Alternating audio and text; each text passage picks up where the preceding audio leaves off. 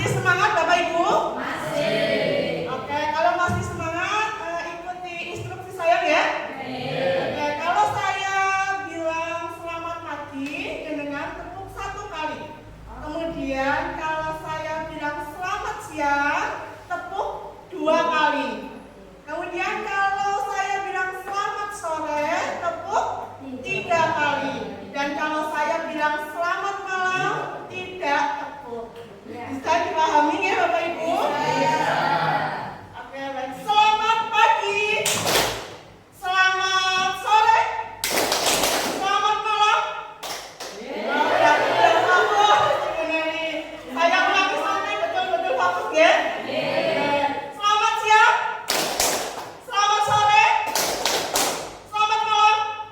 Oke, baik. Terima kasih tepuk tangan untuk Bapak Ibu semua. Berarti sudah fokus semua ya Bapak Ibu? Sudah makan siang semua ya?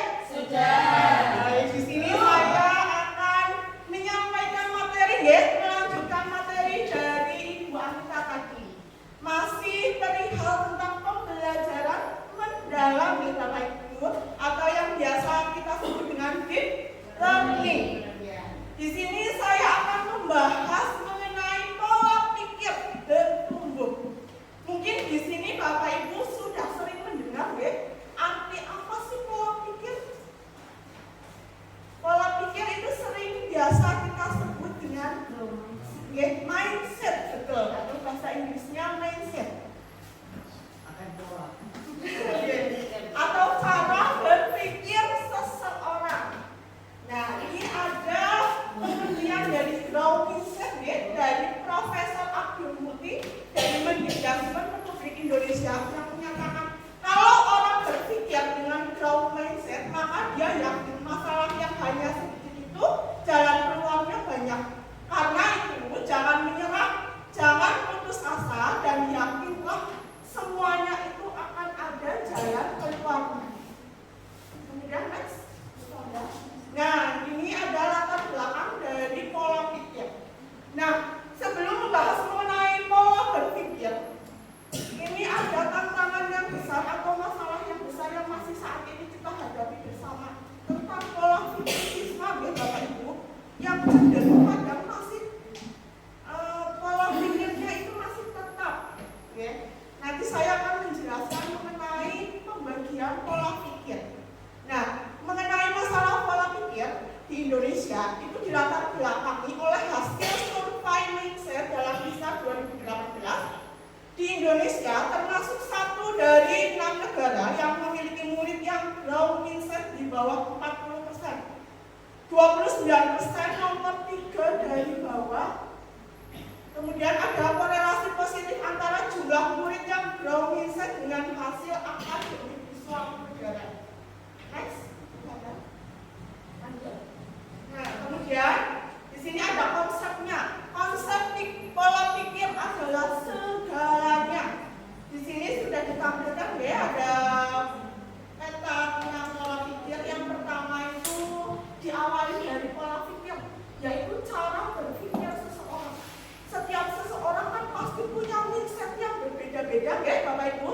Pola pikir kita itu tidak bisa disamakan antara satu orang dengan orang yang lain.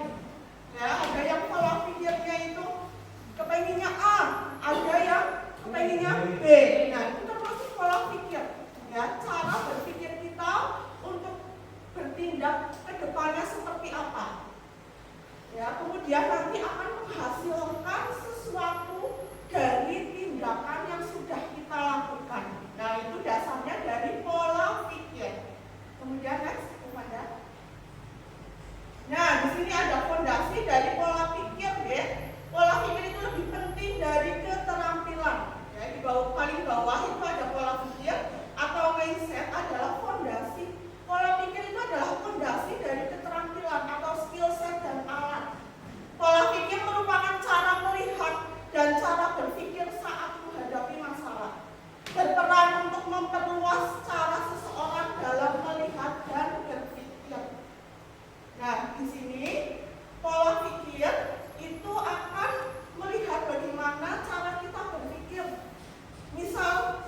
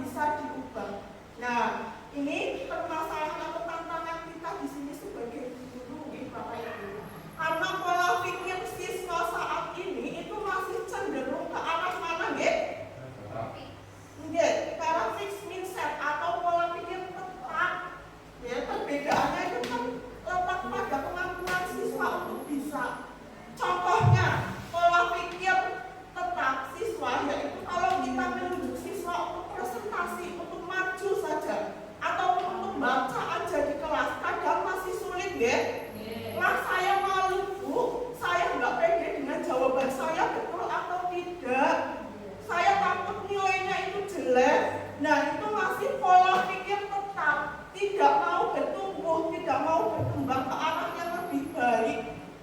Kalau ditunjuk untuk melakukan lomba misalnya, ya kadang ada yang menolak, saya nggak bisa Bu, saya nggak menguasai pelajaran itu. Masih sering kita jumpai seperti itu, nggih? Nah, itu permasalahan yang banyak dihadapi oleh kita, ya. Siswa masih cenderung pola pikirnya itu tetap tidak mau bertumbuh. Berbeda dengan growth mindset atau pola pikir bertumbuh. Ya, kalau pola pikir bertumbuh itu contohnya, kalau kita menunjuk siswa, contohnya dalam lomba LCC IPS, kamu saya tunjuk untuk ikut lomba LCC IPS, tapi dengan percaya diri anak tersebut mau, walaupun nilainya maksudnya masih pas-pasan, dia nggak apa-apa, saya bersedia ikut lomba LCC. Walaupun nilai saya belum terlalu bagus, tapi insya Allah saya mau belajar lagi biar mendapatkan hasil yang lebih baik. Nah, itu termasuk pola pikir bertumbuh. Ya, jadi keyakinan siswa untuk bisa menjadi lebih baik. Nah, itu perbedaan antara pola pikir tetap dan pola pikir bertumbuh. Ini bisa dipahami ya Bapak Ibu? Baik. Next. Nah, kemudian ini ada perbedaan antara pola pikir tetap dengan pola pikir bertumbuh. Untuk pola pikir tetapnya itu ada di atas, ya. Pola pikir tetap, kemudian pola pikir bertumbuhnya itu kita baca yang di bawah. Kalau pola pikir tetap itu lebih ke menghindar, menyerah, udahlah aku nggak bisa, mubazir, ya. Kemudian merasa sebagai ancaman, aduh aku ditunjuk ini loh, terus besok aku nggak bisa, gimana ya? Nah, itu kan adalah ancaman buat dia, ya Bapak Ibu. Itu adalah pola pikir tetap. Kemudian kalau pola pikir bertumbuh itu lebih menerima, bertahan, dan dijadikan sebagai peluang untuk memperbaiki diri. Oh ya, aku ditunjuk ikut lomba, berarti ini adalah kesempatan emasku untuk menjadi lebih baik lagi. Ya. Nah, itu akan menginspirasi banyak orang atau banyak siswa teman-teman yang lainnya. Nah, itu perbedaan antara pola pikir tetap dan pola pikir bertumbuh. Kemudian next. Nah, dari pola pikir tetap dan pola pikir bertumbuh itu kita bisa mengenali suara siswa. Mana sih suara siswa yang cenderung ke arah PPT atau mana sih suara siswa yang cenderung ke PPB? Itu bisa dilihat di bagian ini. Belajar cara mengenali suara PPT, yaitu suara yang menimbulkan kekhawatiran dalam menghadapi tantangan dan kesulitan. Dia udah yakin gagal, udah aku nggak bisa, itu PPT. Kemudian berbeda dengan PPB, suaranya menimbulkan optimisme dalam menghadapi tantangan dan kesulitan. Aku yakin insya Allah pasti hasilnya baik. Itu PPB. Kemudian lanjut. Ini sama ya, seperti tadi ada suara pola pikir tetap dan suara pola pikir bertumbuh. Ini kalau versi siswa, ya sama saja. Kalau versi kita juga ada kayak gitu ya, Bapak Ibu. Ada guru juga masih pola pikirnya tetap.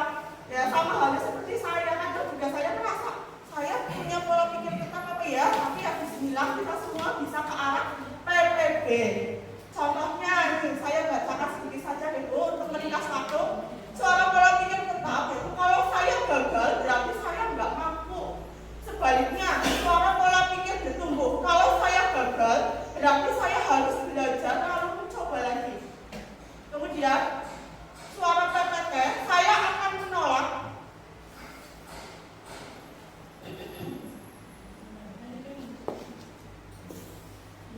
Oke, lanjut. Saya akan menolak saat menerima tugas yang belum saya kerjakan, sebab resiko untuk gagal akan besar. Kemudian suara pola pikir bertumbuhnya, saya akan menerima pekerjaan yang belum pernah saya kerjakan, sebab ini adalah peluang untuk belajar dan mengembangkan potensi diri saya.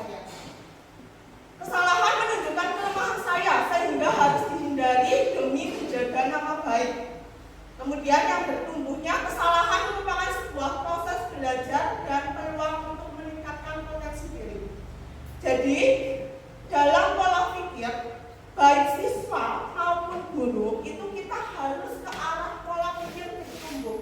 Jadi kalau memang kita dituntut untuk melakukan suatu hal yang mungkin orang lain anggap mampu, kalau bisa kita jangan menolak ya Bapak Ibu. Walaupun ya saya sendiri kadang masih saya bisa nggak sih ya, tapi kadang kalau dijalani kok saya bisa sampai tahap ini dan saya mampu. Begitu pula dengan siswa. Nah, ini adalah tugas kita Bapak Ibu, gimana sih merubah pola pikir siswa yang masih tetap ke pola pikir bertumbuh. Itu yang masih menjadi tantangan kita. Ya, gimana cara kita untuk mensupportnya, menyemangatinya dalam proses pembelajaran. Kemudian, next.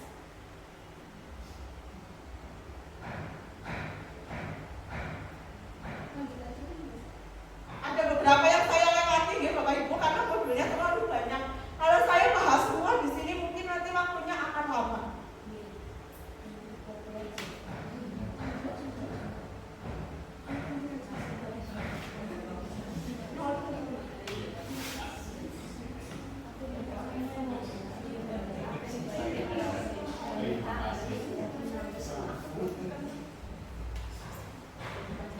Sebenarnya materinya sangat amat banyak Bapak Ibu, tapi waktunya sangat terbatas. Saya hanya diberi waktu 15 menit untuk berbicara.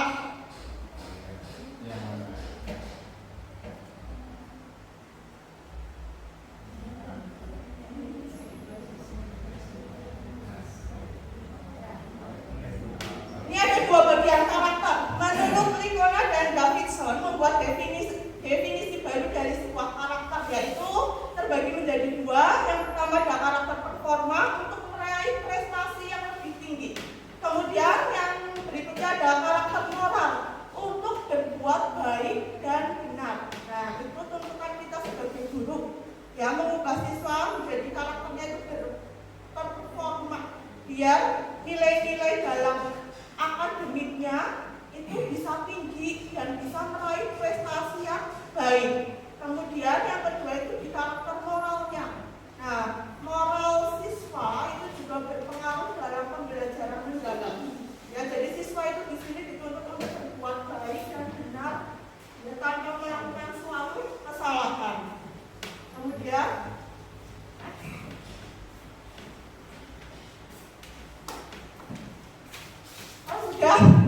ini sudah penugasan. Ya, berarti saya simpulkan saja ya Bapak Ibu mengenai apa yang sudah saya sampaikan tadi mengenai pola pikir atau mindset. Dan untuk selanjutnya yaitu adalah PR kita bersama, ya, bagaimana cara merubah agar siswa itu pola pikirnya tidak cenderung tetap tetapi harus bertumbuh. Dengan cara apa? Nah, dengan cara mungkin menyemangati, ya, mensupportnya, memberikan kepercayaan diri kepada mereka. Ya, jadi kadang kalau ada siswa yang melakukan kesalahan, jangan langsung disemprot, jangan langsung dimarahin. Kadang kalau anak langsung disemprot, langsung dimarahin, bledek, takut, marah, gak mau berangkat. Ya, kadang sering seperti itu, ya. Nah, caranya ya itu walaupun siswa melakukan kesalahan, ya kita nasihati dulu, ya. Kalau bisa dinasihati dengan baik, kemudian nanti kalau ada hasilnya kan berhasil. Tapi kalau kita asal nyemprot dikasih sanksi yang berat, nah itu kan anak udah takut dulu, udah nggak pede. Aku udah dikasih sanksi berat, dimarahin di depan banyak orang, gitu. Nah, seperti itu contohnya ya Bapak Ibu. Bisa dipahami ya? Semoga kita sebagai guru ke depannya bisa menjadi guru yang bisa mengubah pola pikir siswa dari pola pikir tetap menjadi pola pikir yang bertumbuh. Untuk materi selanjutnya nanti akan disampaikan oleh Bu Farda ya. Mungkin sekian dari saya, mohon maaf